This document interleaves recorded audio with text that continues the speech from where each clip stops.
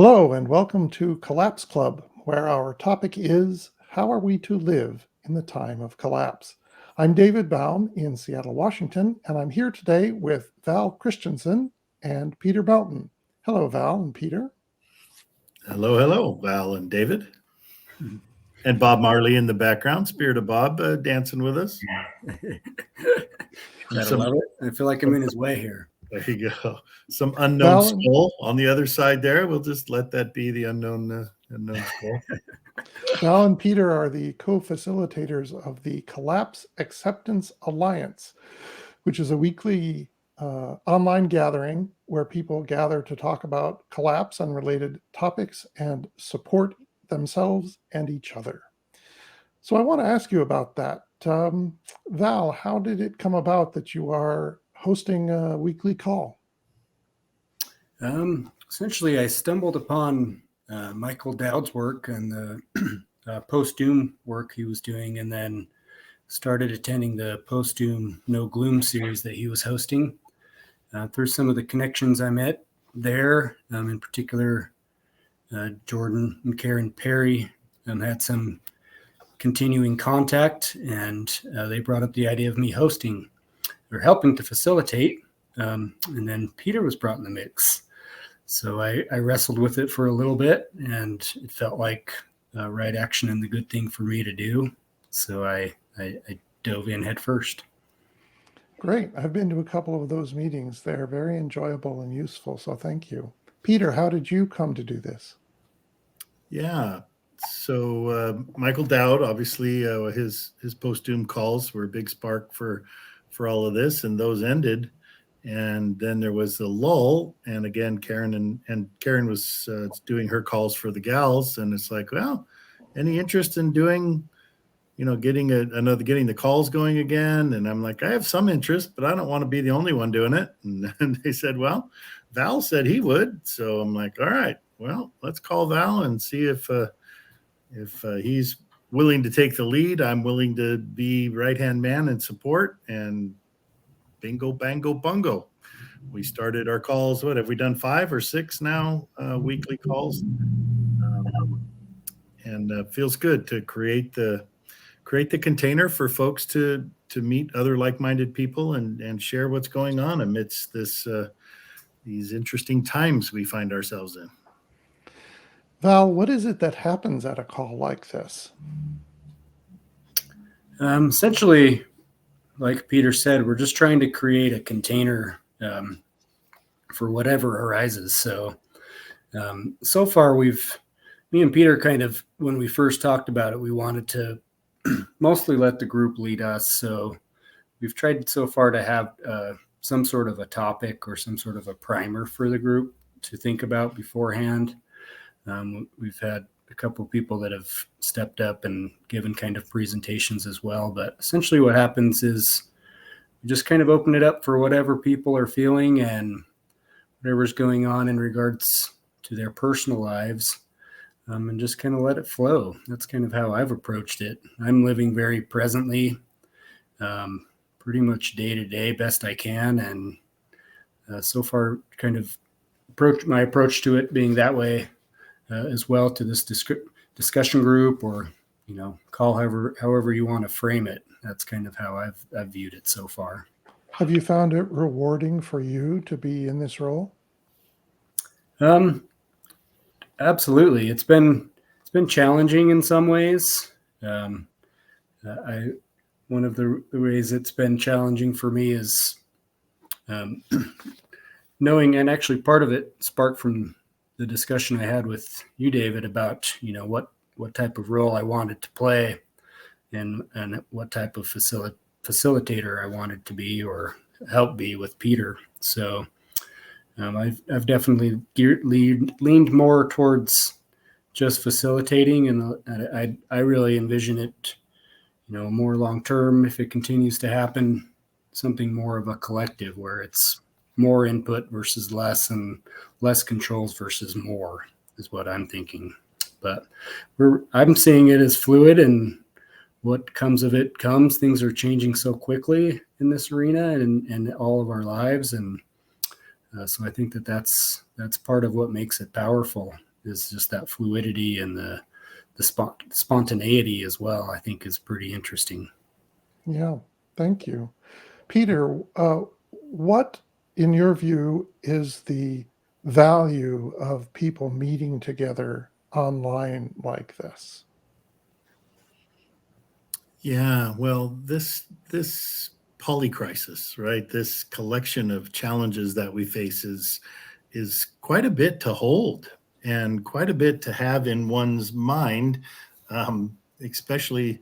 Well, I'm 60 and have been marinating in this more and more better, better, faster, faster, perpetual growth world for my whole life. And lived through this powerful bubble of growth and to begin to ponder that this is ending and that the people younger than me are going to have it harder and family members younger than me or you start feeling into, wow, what if this is as bad as most of the scientists tend to think, and what if it is happening faster and we don't really have 20 or 40 years to ponder this and see slow changes happening. So I have a yearning to talk about it, but I don't want to talk about it so much with my loved ones right, or close friends. Even it's like, if someone wants to talk, I'm there, but the days of trying to push climate crisis awareness on people are pretty much over for me. It's like, there's enough out there. Well, even just yesterday, the IPCC releases their report saying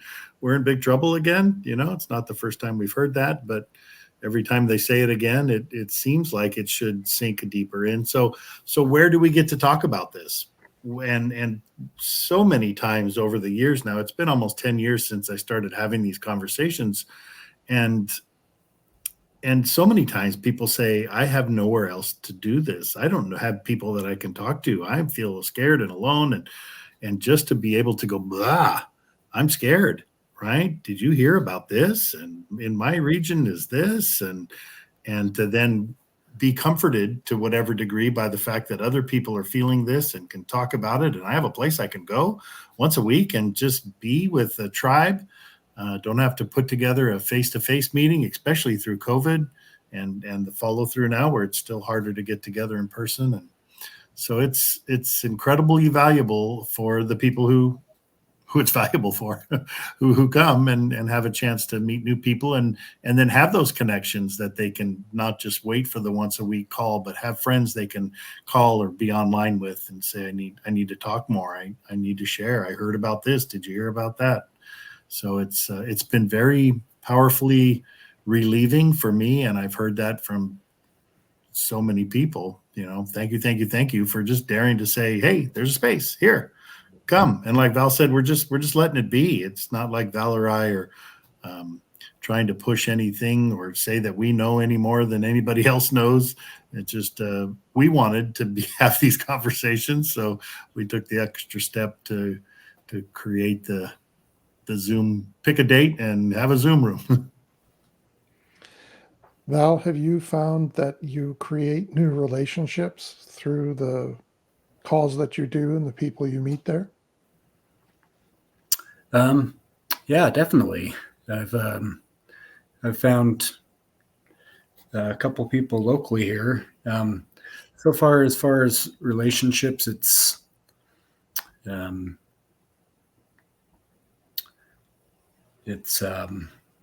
trying to think the best way to phrase it, but absolutely. I was much like Peter, feeling very isolated and alone with all this knowledge. And I felt like it was was also going through a ton of grief personally. So it was like a pressure valve was building, and being able to share that in tribe and be in community with others who have experienced similar things or maybe at the beginning stages of that, I think is very powerful. And I think that, building relationships is based upon a lot of trust and vulnerability. And this is an excellent space for both of those things. You mentioned the idea of tribe. Who's the tribe? What binds them? That's a great question. I think the polycrisis binds us. The polycrisis, the yearning for something beyond ourselves to perhaps make some sort of meaning for ourselves out of this, and to see something other than just the scientific data and the potential outcomes. For me, is I think what creates the tribe, as well as, we are social creatures as well. So, we need others. We can't survive in isolation. And I think that's that's relevant and comes through in these discussion groups, because we're all able to be more authentic in regards to all this information than we are in our normal lives. Peter, same question to you. What are the ties that bind? Yeah. Well, on a very tangible basis, the work of Michael Dowd, and the group that he has drawn to his post-doom website interviews, and the calls we did in 2021, I guess it was, and into 2022. Because when we started, it was like Michael volunteered to send an email out to the people who had shown some interest in the calls that had happened previously. And so we said, all right, well, let's just start there and see where it goes. And maybe we'll get 20 or 30 people. And that's exactly what we got. So he sent out an email, and there's been very little promotion other than that. And we get 25 people every week so far to come and listen. And 21 or 2 of those are repeat people every week, and a couple newbies. And we are forming, because of that consistent audience. We're seeing familiar faces all over, and we're getting to know each other and getting to share deeper. And so the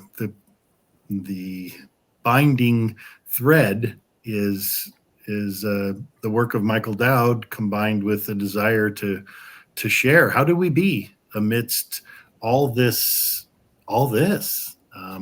Because it's one thing to have it in your head and to ponder and to have the mental intellectual experience of the climate crisis coupled with all the other challenges.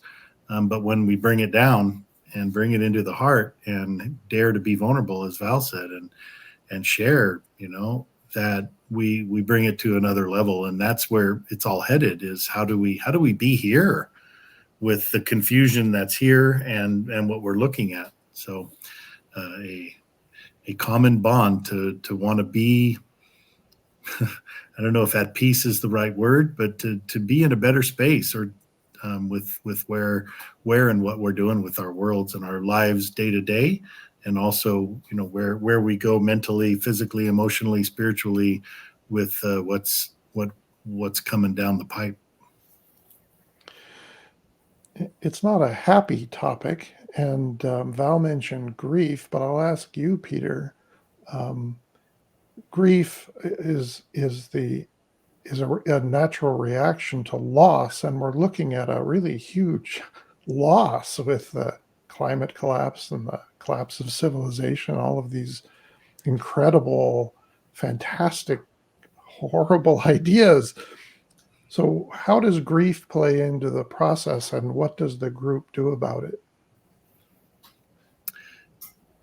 Yeah, so we dare to, in my experience, is just to back up a moment, right? To say, okay, so we're not in a normal grief scenario, right? Some people have called it pre-traumatic stress syndrome, right? It's like we're seeing it ahead of us. For many of us that are in privileged zone, like myself, the terrible stuff that's already happened hasn't affected my world greatly, even though I was 2 miles from the floods in California last week. Truth be told, I had to drive around a bridge that was washed out a few times, right? So we're all grappling with this idea that the way we've been doing it, right? The status quo, this idea that things are going to continue to get better, is slipping away. So our happy future starts slipping away. So that's how do I connect to the future now? And how much energy did I have in the future? That was a big thing for me when it first hit, was realizing, wow, this could change things really quickly.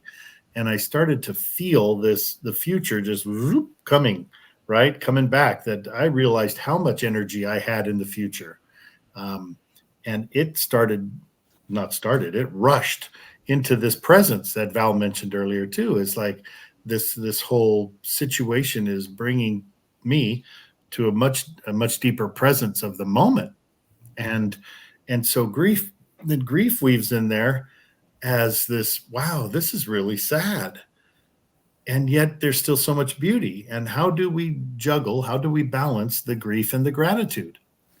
And everybody deals with grief differently. Everybody will deal with their thoughts of the future differently, and what this is affecting in that, and how present can I be. And you notice that some people, and well, a big part of what's happening in the community now is can we see the beauty in this? Can we see that there are benefits to collapse? Can we be present and really feel this collapse, and the work that Michael Dowd did so well of framing, this was going to happen. This was destined to happen. And it's happened in all the other civilizations. And whenever you're in overshoot of your resources and so many other things, that collapsing is going to happen. And the what they call homo colossus, this way of being that's so big, is collapsing. And so all these different angles are coming at our hearts, and we get to feel this pre-grief, and start to dance with it. So it's really, more than anything, I think, a slowing down and beginning to dance with that grief, and how does gratitude come in, and how deep do I go into my grief? How does that serve me? I think there's a whole new field of the eco-anxiety and eco-psychologies of how do we be with all this insight that we're coming upon. Val, did you find yourself invested in the future? Was that a big issue for you?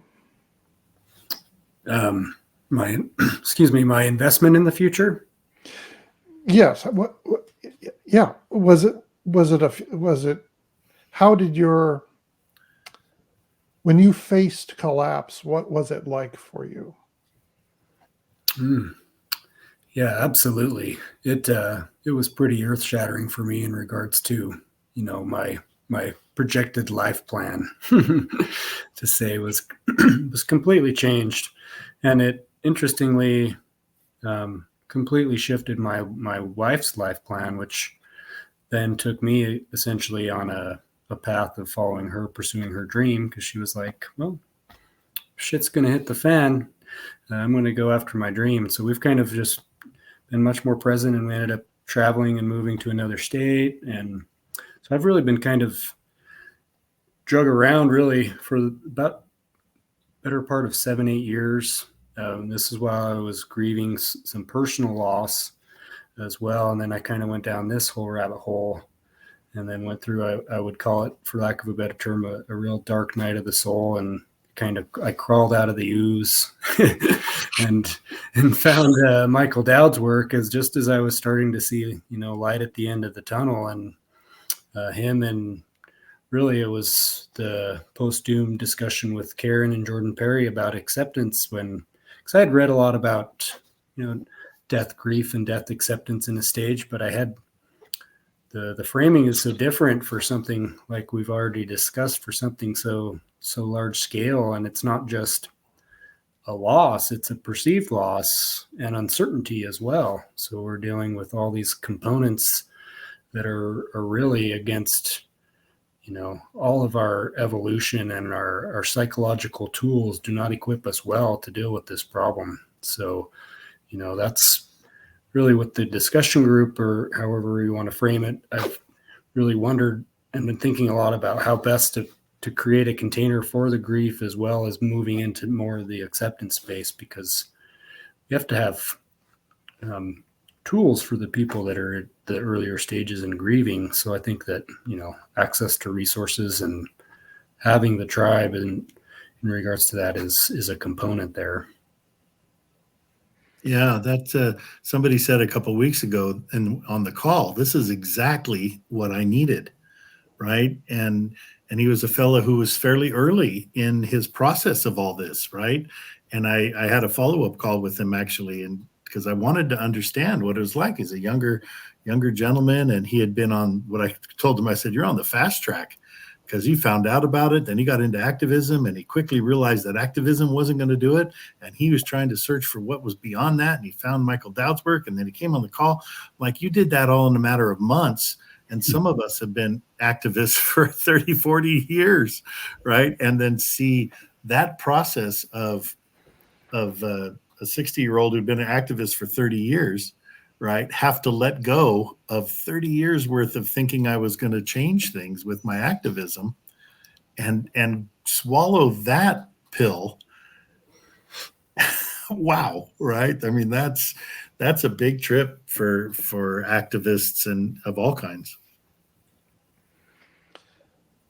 When we have to let go, what happens? Where if we realize that the society we've been living in is suicidal and is also sort of killing the world, and we decide to let go of that, our ideas of the future, growth and progress and all that business, where do we land once that's gone?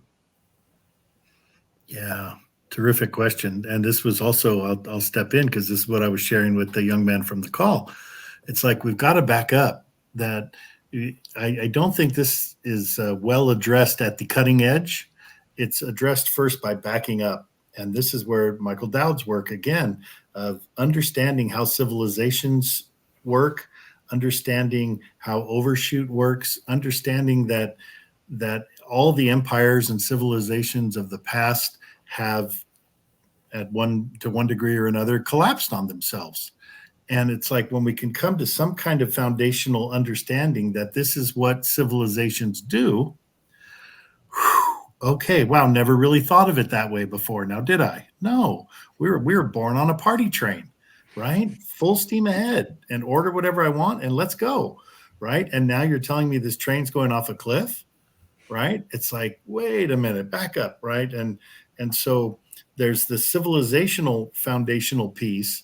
And then right next to it in my world is the spiritual or religious bigger picture piece. What do you hold yourself as your truths about the big picture, about how we got here, about what is spirituality, what is religion, that there's a foundational block there to come back to say, okay, so for me, however this was created, it was created with the possibility that this could happen. Right? God didn't set up a beautiful little path down the road for everybody, right? It was set up, however it was, to have its randomness, and that it was possible that we would make choices that could really mess things up.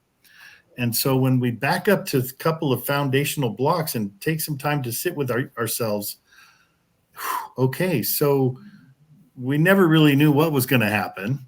We always knew that we were going to die, right? But we were just, because we were marinated on the party train, just always thought it was going to keep going. So now we have to back up and land and stick there for a minute to say, wow, okay, this is not all that weird that this is happening, really. And can I have some foundational place to now start moving forward into, okay, now that I've grounded to some degree in my own beliefs about God, spirit, religion, life, cosmos, and some sense of grounding about the way civilizations work and the way the human mind wanted more and more, better, faster. That's what we're best at.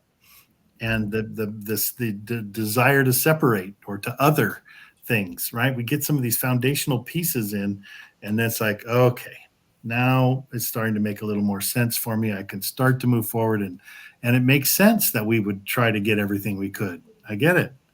And now we didn't realize the power that we were dealing with. This is another big foundational piece for me. It's like, I imagine the first ape who found fire, right? It's like, oh, look how great this is. Warmth and light. Hooray. Hey, Dave, let's go play. Right. And those apes go and play, and they come back and the jungle's burned down. Right. They had no idea the power of what the stuff they were playing with. And us, slightly enhanced apes, if you will, or however you want to hold that, right? Us early humans and even humans up to now, we didn't realize the power that we were playing with the technology and with the fossil fuels and with this desire for more. And we now find ourselves, we come back to the village and it's on fire. And so I think we have to take also, or it serves me to go back and come in from that angle to say we weren't, we haven't been wise humans. I'm not even sure we are yet, right? But we just really crawled out of the caves a few months ago, and we're just trying to figure this out, and we got a hold of some powerful stuff. Val, for you, where do we end up when we let go of what we've been doing? I think for me personally, I was immediately driven towards more and anything rooted in non-attachment, as well as I feel a pull towards sacred and more of a, we need either individually and culturally, we need an ecological worldview versus an egocentric worldview. I think is where we all personally and collectively will end up. What it looks like in regards to our current civilization, I think is a ginormous variable that I'm not, I don't really want to go into that much personally, but for me personally, I'm all, it's pushed me into a present space, very ritualistic. I've gotten into a routine of doing things daily that I didn't do before that helped keep me grounded. I start with my day with just a ritual that I'm of the earth and do some breath work and some yoga and meditation. And this helps me get to a place where I'm not just concerned about myself. It helps me brings me into a space of oneness, to get a little more spiritual. And I think that's in us all, whether we're aware of it or not. And and as far as what that means for where we land as a civilization, I don't really know. I think we need to slow down, though. That's critical, and I don't really see how we do that with the growth economic system. But yeah, you said something I wanted to tap into real quick there, Val, that we're of the earth, right? One of the other foundational parts is this feeling, and I forget the guy's name, but I read something the other day. He was talking about if we have a worldview where we were put on earth as somehow separate, and now we've messed up our chance at earth, that's one way to see things. But if we see it from a place that the cosmos birthed the earth and the earth birthed us in whatever way that was, and whatever works for you as a belief system, but that we came from the cosmos and from the earth and into this, that we are part of the cosmic earth story and the earth sun story, right? If the earth and the sun don't fall in love, none of this happens, right? So we're so much more of a story than we've been told. And from that place, it's easy to say humans bad, right? You messed up, but from the other place, it's like this was a possibility all along, and we are just the cosmic earth sun combo blossoming, and this is what we did. And so there's some peace to be had in that knowing of that oneness, that combination flow that we are, as opposed to the separation idea that we got dropped here and we messed up our chance at a beautiful earth. Yeah, that's very interesting. And I want to take it a little further. I agree with you that, yes, humans are born from the cosmos, born from the earth. And now it turns out that we did a bad thing. We were we were given the garden and we burnt it. And conventional morality has no purchase on that. You cannot use conventional morality to evaluate that state of being. It's just too big. For me, the question becomes, what does that teach us about who we are and what we are when we understand that the story is a tragedy, that we arose to create our own doom? It's a tragic story. It's the story of hubris, overweening pride, and the fall from grace. It's a magnificent story. We just happen to be playing in it, and we're the ones who go down. But that does not prevent us from from first of all appreciating it, and then perhaps understanding it in some way. I think it's beyond our understanding conventionally. When you talk about conventional understanding, it doesn't reach there, but there are ways to be part of that. So let me ask you, if I may, in closing here, to ask you to wax philosophical. What have you learned through your personal experience of facing collapse, and now your experience in the tribe that you are shepherding for the moment? Let's start with Val. I think personally what I've learned is, like I said before, I've pushed way more into the fact that everything is impermanent, and I had definitely a very strong, from my upbringing, a very strong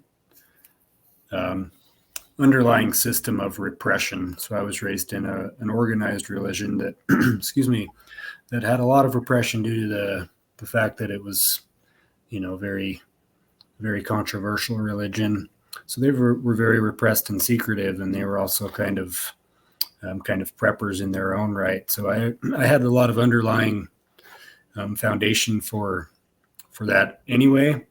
But dealing with collapse and my own death really is what it comes down to. When you deal with the collapse, is you're forced, if you're really looking at it and dealing with it on an emotional level, is you're diving into your death denial, right? So you're forced to push through that that door, that you're not going to be here forever, as the earth is neither.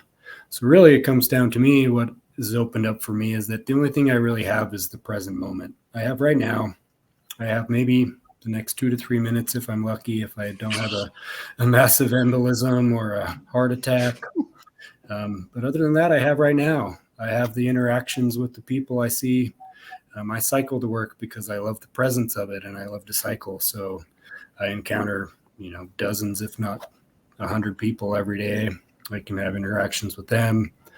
In the present, I can have meaningful interactions with everyone I coerce with at work, but beyond that, we really don't have anything. But that's really all you need to be content. And then as far as what that has to do and how that translates to the tribe, I think is very powerful, because that's what a lot of people they're trapped in, is their ideas and concepts of what the future are, which are heavily influenced by their trauma, their past, and what their perceived future will be, which most of is just created in their heads. Not entirely, but we don't have any knowing of what the future really holds for us individually. So I think that's helpful for everyone to try to work to that space. Now, many people's belief systems that won't jive with. So I recognize that, and I'm supportive of everyone's beliefs. But for me, that's kind of the approach I've had, and it's really pushed me into just the present space. Thank you. Peter, what has your learning been?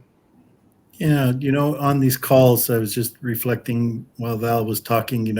One of the things we talked about is, what do we mean by acceptance? What does it really mean to accept that this track is roughly correct, right? That it's going to get worse, and probably faster than we want to admit. So, what is this acceptance, and what is meaning? Was a couple of weeks ago we pushed into what is the meaning of all this? What is my personal meaning? What is our species wide meaning? Some of the stuff you were tapping on, Dave, is like, wow, these are questions I've never dealt with before. This is a whole new fascinating field. And here's 25 people who are talking about it once a week and diving deeper into what's stirring in you. And so these calls and this daring to discuss these challenging topics is taking many of us places, like Val says, to be much more present, that we've always not known. The future has always been a mystery, but now it's a sharper mystery, right? And so we're getting closer to being present to what is now, and how can I appreciate the beauty that's here now? Because it doesn't help us to blind ourselves in the grief, though sometimes you may be blinded by your grief. But there's the dance again. How can I get up in the morning and there's a beautiful day and birds chirping and I'm going to go visit a friend or whatever, to see the beauty in as many moments as I can, while I'm also juggling the gratitude with the grief. And it takes turns. And some days I have some down days where it's like, oh man, I think of my nieces and nephews. I don't have children of my own, but I have lots of nieces and nephews. And I think of them. It's like, what kind of world are they going to be in? Ugh, right? But then I remember thinking early on, it's like, dang, my nephew is not going to get to have the fun I had. Oh, wait, it was me having the fun that was the problem, right? It was that entire way of being that was the problem. We can't do that, right? And at that next deeper level, can we dare to be there for the younger people? To have some, I mean, that's my quest, I think, is I'm trying to figure out how I participate in this general field. Is I enjoy the idea of working with young people and people that are new to this information. How can you package it to where it can be heard and received and sat with and moved with? And so we're all doing our thing. Everybody's doing their dance. I love the comparison of the Titanic, right? It's like, we know it's going down. We don't know how long we have.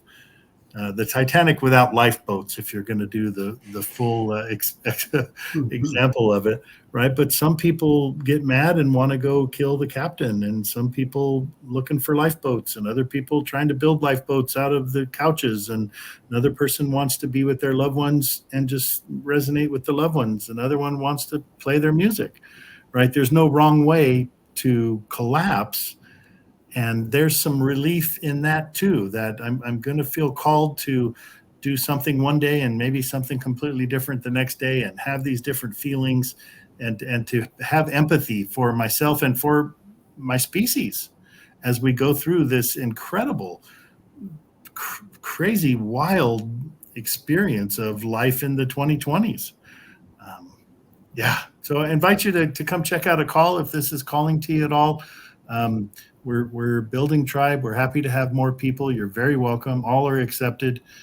Whatever your perspective is, there's no right or wrong way to do this. And appreciate you, Dave, for giving us a chance to share that with your audience, so that more people might find what they're looking for. Yeah. And if people want to join the call, what should they do? I think the best way is probably go to postdoom.com. It's under I think it used to be discussions. I think it's Connect is the tab currently. I'll put the link in the video description to this video. Yes. People can find it below. And then, or you can just email, collapseacceptancealliance@gmail.com, and just give us a description as to why you think it's a good fit for you. And then, we'd love to dive into this space with you. So thanks, David. Yeah, Thursdays at 5 p.m. Pacific time is when our weekly call is, and we have resources for other calls that happen, and Val's putting together a resource page for all different kinds of books and videos and things. As our tribe grows, people are recommending different things like the Collapse Club to get more resources along the way. So we're trying to help out where we can there too. Well, thank you very much to both of you. This has been great. And I enjoy the calls. I urge people, if you can, drop in, find out what it's about. I'm David Baum in Seattle. I'm with Peter Melton and Val Christensen. This has been Collapse Club. Until we meet again, farewell.